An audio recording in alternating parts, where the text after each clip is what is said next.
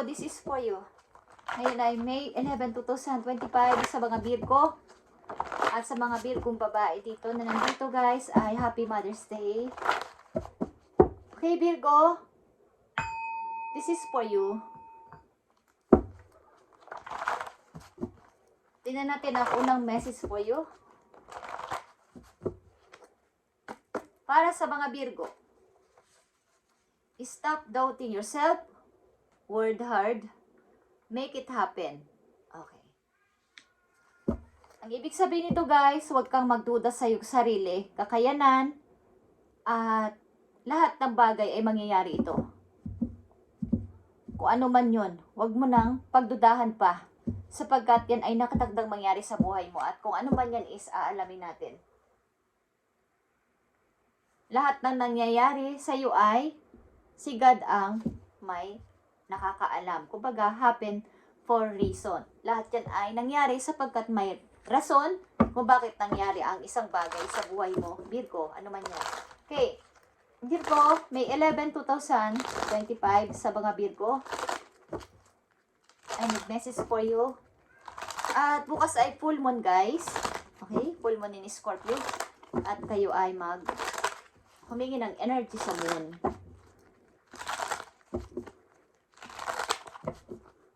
Mag-cleansing.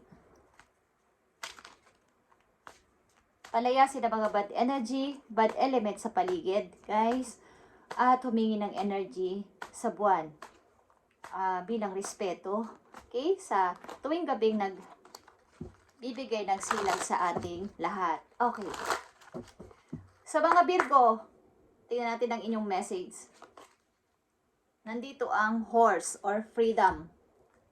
You must break out to any limitations that are holding you back. Whether they are self-exposed or put on you by other people or society. Break free and run faster towards your dreams. Huwag mong pabayaan na ikaw ay, kumbaga is, bigyan mo ng limitasyon ang mga tao na nag-hold sa'yo dati-dati pa at hanggang sa kasalukuyan mo na ikaw ay hindi magkaroon ng kalayaan sa sarili mong buhay. Iwanan mo sila. Bigyan mo ng limitasyon sila sa buhay mo.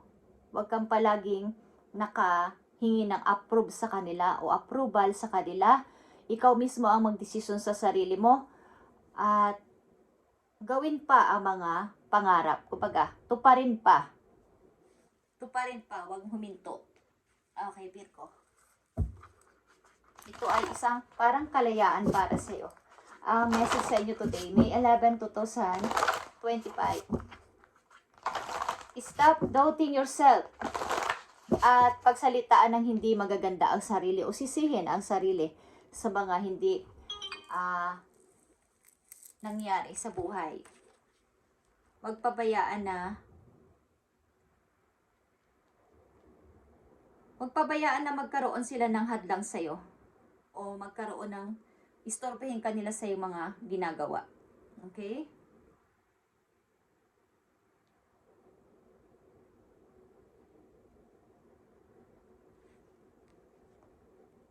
Wait lang guys. At Happy Mother's Day sa inyo lahat guys. At meron lang akong tinitingnan. Naka-GPS kasi ang aking anak at nakikita. Tinitingnan ko kung nasa na siya. Okay. Para sa mga Virgo, ito ang inyong message today, May 11, 2025. Andito ang spaceship, something, don't be afraid to sing. Kaya nandito ang stop doubting yourself. Huwag kang mahiya sa bagusubog sabihin at ipakita sa iba na yung kakayanan. Ang ilan din sa inyo ay mahilig kumanta, mahilig din kayong nasa banda. Ang ilan sa inyo yung may sa mga instrumento. Okay, Virgo? At huwag mong pabayaan na ikaw ay kanilang matalo. Okay?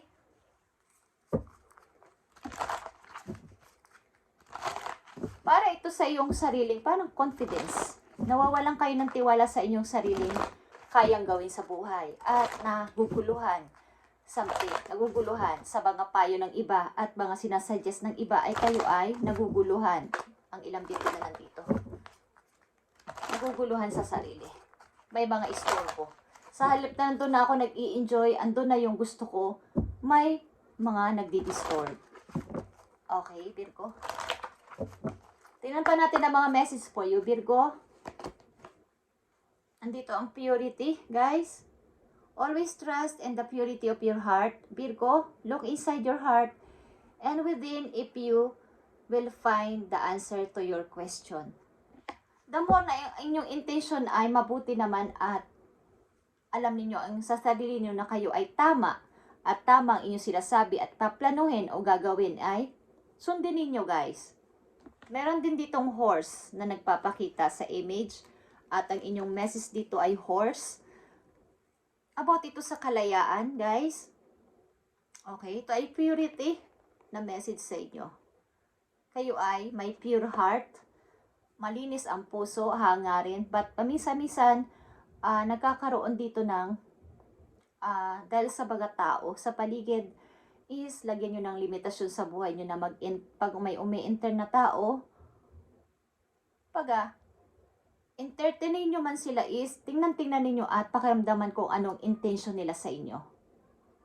Baka sa halip na maging mabuti ang inyong gagawin ay magkaroon ng sana hindi ko na lang siya tinulungan. Sana hindi ko na lang siya ginawang kaibigan. Sapagkat nagkamali kayo ng pagtanggap. Kung sa una pa lang ay inyo nang binigyan ng limitasyon at hinadlangan ang mga gusto nila at mga sinasabi sa inyo ay hindi na magkakaganon. Okay? Sa lahat ninyong ginagawa, kayo ay may mga good intention. Virgo, nagkakaroon lang dito ng hindi maganda sapagkat sa mga maling tao na inyong nai-encounter. Simula sa araw na to, ay lagyan ninyo ng freedom o kalayaan inyong sarili at mag-isip sa sariling pamamaraan at hindi pakinggan ng ibang mga sinasabi ng ibang tao.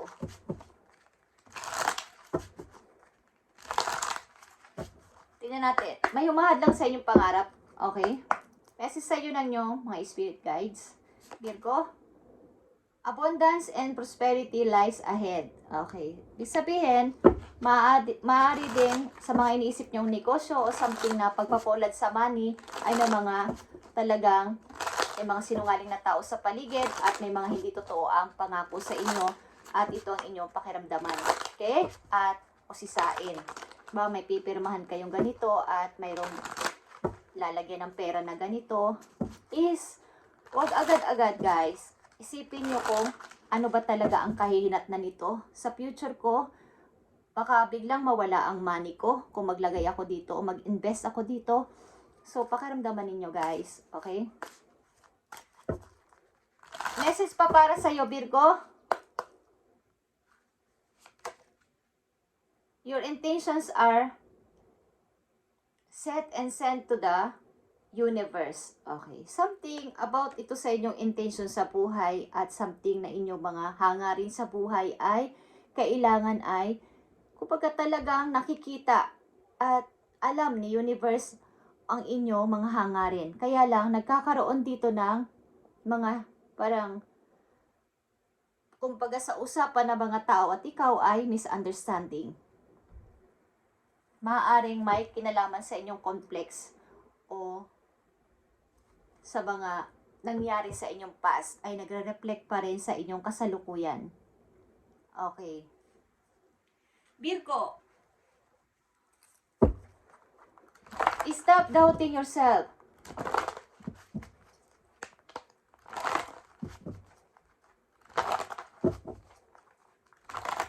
Ang mga intention mo ay nakaset na doon sa heaven, kay universe.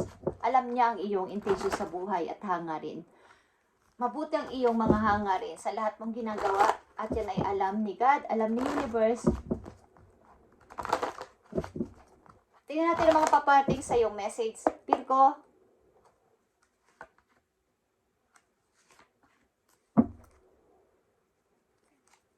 mukhang ilan talaga sa inyo ay nandito sa hindi ko alam kung kayo stress, ang ilan sa inyo, o nagkakaroon ng depression, pag-iisip-isip o nasa isang parang nakalutang, ano ba talaga ako? Ano ba talaga ang gagawin ko sa buhay? Something na may mga unhealthy habit din kayo na hindi ng ilang mga Virgo na hindi nyo mabitiwan o mga pagka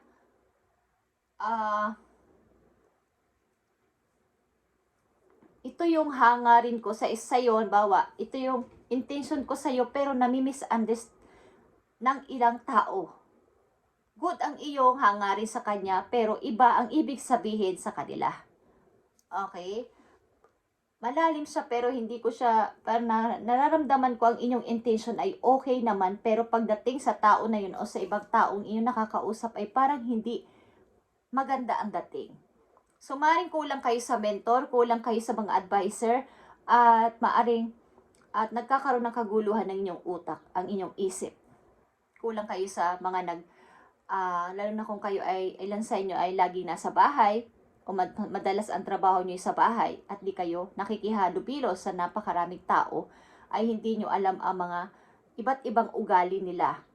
So, kapag naka-encounter kayo ng mahirap na tao, mahirap na mga sitwasyon, is ang hirap pakibagayan, ang hirap nilang i-please, at nagkakaroon ng hindi pagkakaunawaan.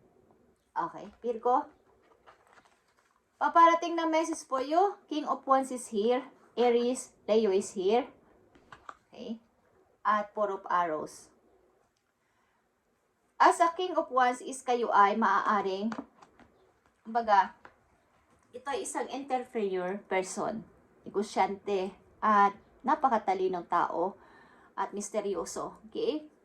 Something na kahit kayo ay, anong mangyari ay kayo, gusto nyo ang kayo mag-provide sa lahat ng mga pangangailangan ng mga taong naka-involved sa inyong buhay. Pagkamat nakakaranas din talaga kayo ng hindi maganda sa kasalukuyan. Ilan sa inyo ay andito sa process ng paghihiling pa sa sarili, something na may mga dinadamdam, okay, at nalilito sa mga gustong gawin sa buhay. Okay guys, maaring kayo ay negosyante, ilan sa inyo nandito sa reading, at hindi ko alam kung ang ilan sa inyo ay nagkakaroon ng problema sa inyong money or sa mga napagkatiwalaang tao. Okay guys? Virgo, tingnan natin ang message pa dito. Mga dapat ninyong tandaan.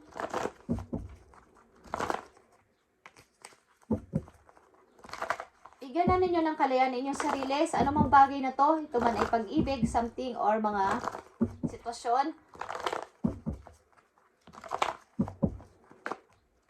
Virgo, mga dapat ninyong iwasan o tandaan. I need 2 messages for you.